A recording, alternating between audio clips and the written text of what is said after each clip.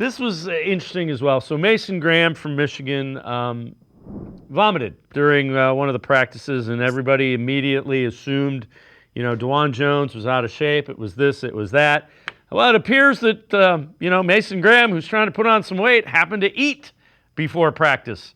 Not a great idea. I know you did a topic on Browns 3D just about Graham, kind of quiet, but has a presence to him. Oh, there's no question. And look, as far as Mason Graham, look, I was the practice puker. Look, there's just some dudes it happens to, and you just know. And you always kind of look around, make sure you kind of know where the garbage can is. It's kind of tough when you're out there, obviously, on a facility like the Browns have.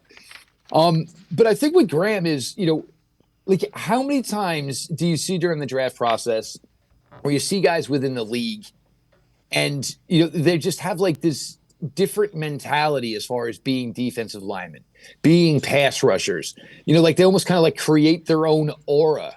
Mason Graham kind of looks like the kid who would live next door to you and oh, we got to move something heavy. Hey, can you go knock on the door and see if Mason's home? And maybe Mason will come over and help us out.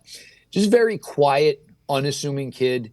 I think the high school wrestling background, that is always something that I think a lot of people, kind of underestimate, because it is such a game and is such a nuance of leverage and understanding, where you need your body have to be able to move what's in front of you or to get around what's in front of you. I think, certainly there was, flair and panache with Hunter and certainly Abdul Carter and all of that stuff. But it just kind of seems like Mason Graham is just the safe steak and potatoes meal. You know what you're going to get each and every time. And, I honestly thought it was kind of funny that, even after he got sick, he kind of apologized. And first off, you're at rookie camp, man. You're the number 5 overall pick. Everybody else is just lucky to be there. You're pretty much the star attraction. So they should be apologizing for you or thanking you for the opportunity to get to be on the field with you. But, the fact that he felt bad, rinses off the helmet, apologizes to everybody.